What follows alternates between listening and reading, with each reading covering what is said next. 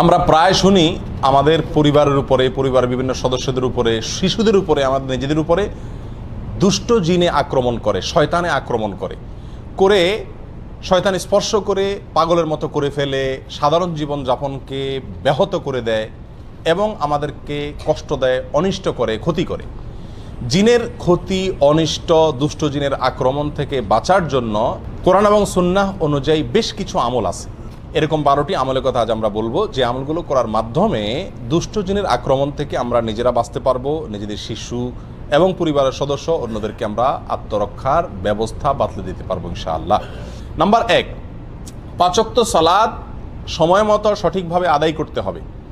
5 ওয়াক্ত সালাতের পাশাপাশি পরিপূর্ণভাবে ইসলামের উপরে চলার চেষ্টা করতে হবে, তাকওয়ার উপরে চলার চেষ্টা করতে হবে। তাহলে আল্লাহ তাআলা শয়তান থেকে আপনাকে বাঁচাবেন, রক্ষা করবেন। দলিল হলো কোরআনে কারিমের সূরা যুখরুফের আয়াত নম্বর 36। আল্লাহ সুবহানাহু ওয়া তাআলা বলেছেন, ওমাইয়া আশু আন যিকরির রহমান নুকাইয়িদ লাহু শাইতানান ফাহুয়া লাহু কারিন। যে আল্লাহর জিকির থেকে, আল্লাহর স্মরণ থেকে গাফেল হয়ে যায়, নামাজ নাই, রোজা নাই, আল্লাহর স্মরণ নাই, দুনিয়ার ভিতরে ডুবে থাকে, হাসি তামাশা বিনোদনের ভিতরে ডুবে থাকে, শুধুমাত্র আল্লাহর জিকির স্মরণ তার জীবনে নাই। আল্লাহ বলেন ওই ব্যক্তির জন্য আমি একটি শয়তান নিযুক্ত করে দেই।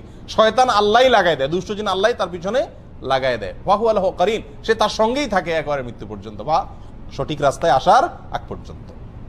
তাহলে আল্লাহর পথে আসলে, 5 ওয়াক্ত সালাত আদায় করলে এবং হক হালালি চলার চেষ্টা করলে আল্লাহ সুবহানাহু ওয়া তাআলা ওই ব্যক্তিকে শয়তানের আক্রমণ থেকে বাঁচাবেন। এছাড়া আপনারা বিখ্যাত একটি হাদিস জানেন, নবী আলাইহিস সালাম বলেছেন, কেউ যদি রাতে ঘুমায়, শয়তান প্রত্যেকটা ঘুমন্ত ব্যক্তির কপালে 3টা করে গিরা দেয়। শয়তান কি করে? কেউ যদি রাতে ঘুমাতে যায় তো শয়তান ওই ঘুমানো ব্যক্তির কপালে 3টা গিরা দেয়। এই গিরা দেওয়ার উদ্দেশ্য হলো যাতে সে উঠতে না পারে, কারণ শয়তানকে আল্লাহ তাআলা সে পাওয়ার দিয়েছে। তো শারীরিকভাবে তাকে দুর্বল করে ফেলে, অলস করে ফেলে, শরীরকে মেজমেজ করায় দেয়, সে নামাজের জন্য ফজরের সময় উঠার ক্ষমতা যাতে না থাকে। তখন সাহস করে ইমানি শক্তির বলে বলিয়ান হয়ে যদি কেউ উঠতে পারে, একটা গিরা খুলে যায়, এরপরে অজু করে নামাজ পড়তে গেলে বাকি গিরাগুলো খুলে যায়। খেয়াল করে দেখবেন যে ফজর নামাজ যদি পড়তে যান, ঘুম থেকে উঠে অজু করে, শরীরের ভিতরে যে একটা অলসতা ছিল পুরাটাই কেটে যায়, কারণ যে গিরাগুলো সব খুলে গেছে। তাহলে 5 ওয়াক্ত সালাতের মাধ্যমে কি করা যায়? শয়তানের আক্রমণ থেকে রক্ষা পাওয়া যায়।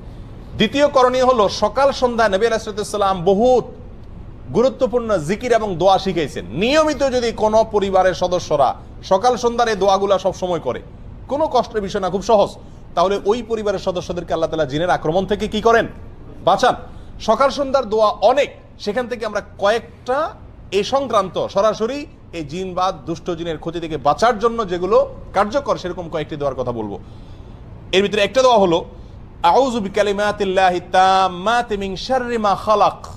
অর্থাৎ আমি আশ্রয় চাই আল্লাহর পূর্ণাঙ্গ কালিমার, পূর্ণাঙ্গ বাক্যের মাধ্যমে আল্লাহ যত সৃষ্টি করেছেন ক্ষতিকর বস্তু, সেগুলোর ক্ষতি থেকে। তাহলে দুষ্ট জিনও আল্লাহর ক্ষতিকর সৃষ্টি, বা সে আমার ক্ষতি করতে পারে, তার ক্ষতি থেকে আল্লাহর কাছে আশ্রয় চাইলাম। এই দোয়াটি যদি 3 বার সকাল এবং সন্ধ্যা পাঠ করে, সহিহ মুসলিম হাদিসে আসছে, আরো অন্য হাদিসের কিতাবে আসছে, আল্লাহ তাআলা সারাদিন সারা রাত ওই ব্যক্তিকে সব ধরনের বস্তুর ক্ষতি থেকে, জিনের দুষ্ট জিনের ক্ষতি থেকে আল্লাহ তাআলা কি করবেন? রক্ষা করবেন।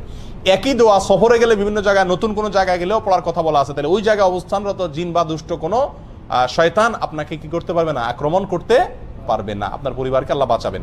আর এমনিও সাধারণ অবস্থাতে দোয়া বেশি বেশি পড়া উচিত, বিশেষ করে বাচ্চাদেরকে দোয়া পড়ে ফু দেওয়া উচিত। আউযু বিকালিমাতিল্লাহি তাম্মাতি মিন শাররি মা খালাক, 3 বার সকাল, 3 বার সন্ধ্যায়। সকাল সন্ধ্যা পাঠযোগ্য দ্বিতীয় আরেকটি আমল হলো আয়াতুল কুরসি পাঠ করা। আয়াতুল কুরসি এমন একটি আমল, নগদ ফায়দা হয় জিনের রোগীকে এই আয়াতুল কুরসি পড়ে ঝাড়ফুঁক করলে, এবং এটা বিশেষ ব্যক্তিরাই করতে হবে এমন কোনো কথা নাই, বরং আমরা সবাই করতে পারি। নবী আলাইহিস সালাম আমাদের সবার জন্য শিখাইছেন, বলে দেন নাই যে শুধুমাত্র যারা ঝাড়ফুঁক করে তারাই করবে, যার কারণে আমরা সবাই এই আমলগুলো করতে পারি। আয়াতুল কুরসি এটা 3 সময় বিশেষভাবে পড়ার কথা আছে। এক হলো সকাল এবং সন্ধ্যায়, আরেকটা হলো যে 5 ওয়াক্ত নামাজের পরে একবার করে, আরেকটা হলো শোয়ার সময়। শোয়ার সময় যদি কেউ আয়াতুল কুরসি পড়ে, তো আল্লাহ সুবহানাহু ওয়া তাআলা তাকে সারা রাত শয়তানের আক্রমণ থেকে বাঁচায় রাখেন। এবারে একটা মজার ঘটনা বর্ণিত আছে আবু হুরায়রা রাদিয়াল্লাহু তাআলা আনহু থেকে। আবু হুরায়রা রাদিয়াল্লাহু তাআলা আনহুকে রাসূল আকরাম সাল্লাল্লাহু আলাইহি ওয়াসাল্লাম একবার যাকাতের মাল পাহারাদারি করার জন্য রাতে নাইট গার্ড হিসাবে নিয়োগ দিলেন। তিনি রাতে পাহারাদারি করতেছিলেন, হঠাৎ করে ওই মাল পাহারাদারি করার অবস্থায় দেখলেন যে একটা লোক আসলো, আয়সা ওখান থেকে কিছু মাল নিয়ে চলে যাচ্ছে। তিনি খপ করে ধরলেন, ধরে বললেন, এই মিয়া, যাকাতের মাল থেকে তুমি চুরি করতেছো? তখন বললো যে, ভাই আমি খুব গরিব মানুষ, আমার বাচ্চা কাচ্চা খাইতে পায় না, আমার ছেড়ে দেন, আমি খুব কষ্টে আছি। ওনার দয়া হয়েছে, ছেড়ে দিছে। পরের দিন তিনি রাসূলুল্লাহ আকরাম সাল্লাল্লাহু আলাইহি ওয়াসাল্লামের কাছে ঘটনাটা বলার পর রাসূলুল্লাহ আকরাম সাল্লাল্লাহু আলাইহি ওয়াসাল্লাম বললেন, ওই লোকটা তোমার মিথ্যা কথা বলছে, সে দেখবে আবার আসবে। ঠিকই পরের দিন আবার আসছে এবং একইভাবে একই সে সুর তুলছে। তখন তিনি খুব শক্তভাবে ধরলেন, আবার সে অনুনয় করার পরে ওনার দিলেন মায়া হলো, ছেড়ে দিলেন। পরের দিন রাসূলুল্লাহ আকরাম সাল্লাল্লাহু আলাইহি ওয়াসাল্লামের কাছে যাওয়ার পরে আবার বললেন, ইয়া রাসূলুল্লাহ, একইভাবে আসছে। রাসূলুল্লাহ আকরাম সাল্লাল্লাহু আলাইহি ওয়াসাল্লাম বললেন যে কি বলছে, বলে এটা বলছে। তখন তিনি বললেন যে সে মিথ্যা কথা বলছে, আবার আসবে। 3 নম্বর দিন আবার আসছে। আসলে আবু রাদিয়াল্লাহু তাআলা এই বাদ ধরছে, ভালো করে জাবড়ায়, তোমার আজকে আর ছাড়তেছি না, আমি রাসূলুল্লাহ আকরাম সাল্লাল্লাহু আলাইহি ওয়াসাল্লাম নিয়েই ছাড়বো আজকে তোমাকে, মিথ্যা কথা বলো প্রতিদিন তুমি।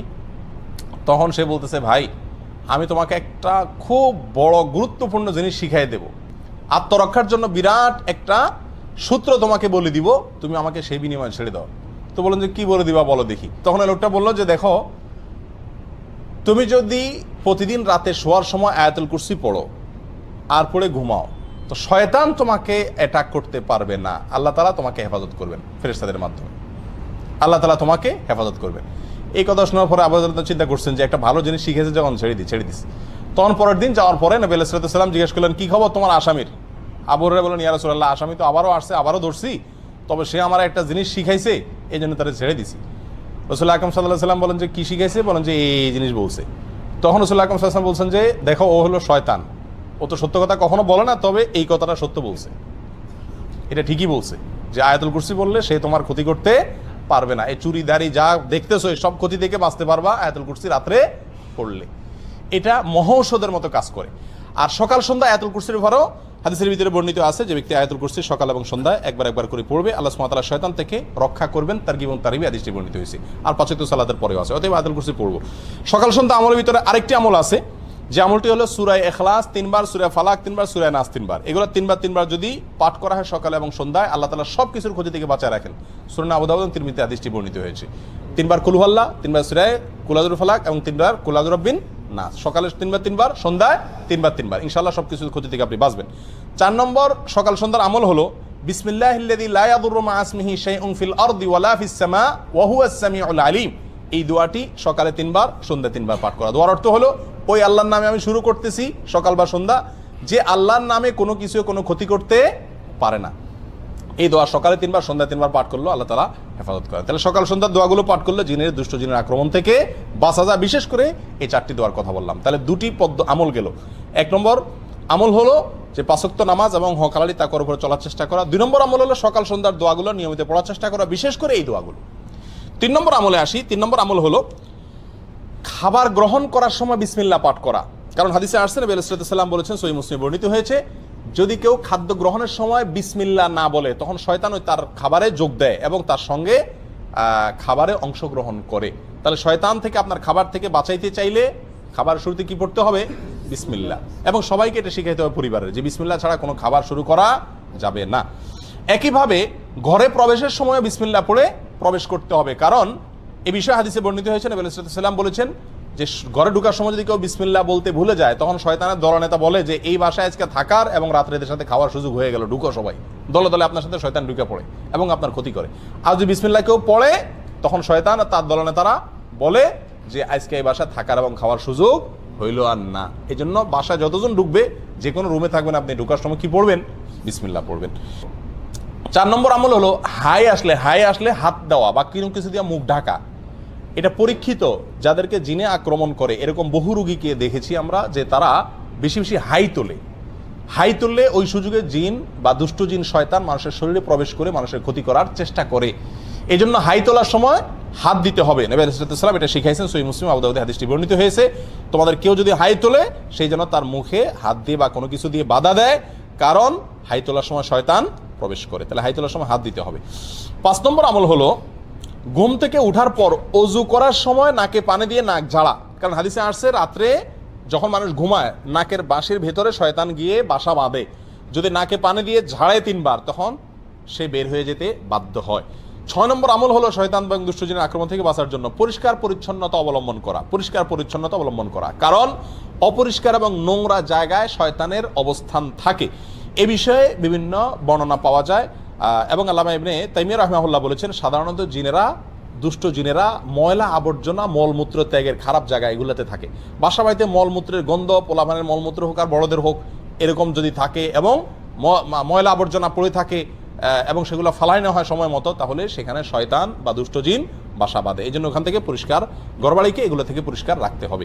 7 নম্বর আমল হলো পেশাব পায়খানা দুষ্ট জিনের বড় একটা আখড়া। এটা পরীক্ষিত একটি বিষয়। সাহাবা একরামের যুগে এক লোক আক্রমণের শিকার হয়েছেন টয়লেটের ভেতরে, এবং নবী আলাইহিস সালাম থেকে সুস্পষ্টভাবে বর্ণিত হয়েছে হাদিসে বিষয়ে যে টয়লেটে, পেশাব পায়খানার জায়গাতে, বাথরুমের ভিতরে দুষ্ট জিন তার বাসা বাঁধে, নোংরা জিনেরা বাসা বাঁধে। সেই জন্য টয়লেটে যাওয়ার সময় দোয়া পড়লে তার ক্ষতি থেকে বাঁচা যায়। দোয়াটা কি? আল্লাহুম্মা ইন্নী আউযু বিকা মিনাল খুবুসি ওয়াল খাবাইস।